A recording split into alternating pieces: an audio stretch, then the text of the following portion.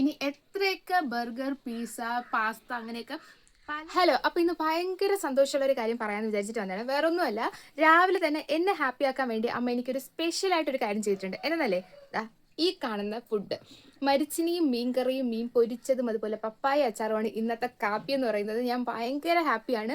സത്യം പറയാലോ, എന്നെ ഹാപ്പി ആക്കണമെങ്കിൽ എനിക്ക് നല്ല ഫുഡ് ഉണ്ടാക്കി തന്നാൽ മാത്രം മതി, ഇല്ലെങ്കിൽ ഫുഡ് വാങ്ങിച്ചു തന്നാലും മതി, ഞാൻ ഭയങ്കര ഹാപ്പിയാവും. അതെൻ്റെ അമ്മയ്ക്ക് നന്നായിട്ട് അറിയാം. അതുകൊണ്ട് തന്നെ ഇന്ന് എന്നെ ഹാപ്പി ആക്കാൻ വേണ്ടിയിട്ടാണ് ആൾ ഇത് ചെയ്തിട്ടുള്ളത്. അപ്പോൾ എന്തായാലും ഞാൻ ഭയങ്കര ഹാപ്പിയാണ്. നിങ്ങളും ഇതുപോലെ ഫുഡ് അഡിക്റ്റ് ആണ്, അല്ലെങ്കിൽ നിങ്ങൾക്ക് ഏറ്റവും ഇഷ്ടമുള്ള ഫുഡൊക്കെ വാങ്ങിച്ചാൽ നിങ്ങൾ ഭയങ്കര ഹാപ്പി ആവുന്നുണ്ടെങ്കിൽ ജസ്റ്റ് ഒന്ന് കമൻറ്റ് ചെയ്തേക്കാം. അപ്പോൾ എല്ലാവർക്കും ടാറ്റാ. ഇനി എത്രയൊക്കെ ബർഗർ, പിസ്സ, പാസ്ത അങ്ങനെയൊക്കെ പല ഫുഡ്സ് വന്നാലും ദാ ഇതിനെയൊക്കെ വെല്ലാനൊന്നും പറ്റില്ല കേട്ടോ.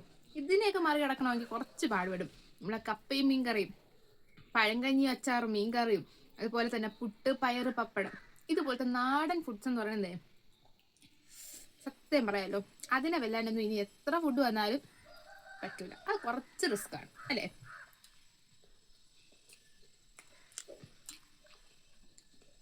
നിങ്ങൾക്ക് ഇങ്ങനത്തെ അഭിപ്രായങ്ങൾ വല്ലതും ഉണ്ടെങ്കിൽ കമൻറ്റ് ചെയ്യാം.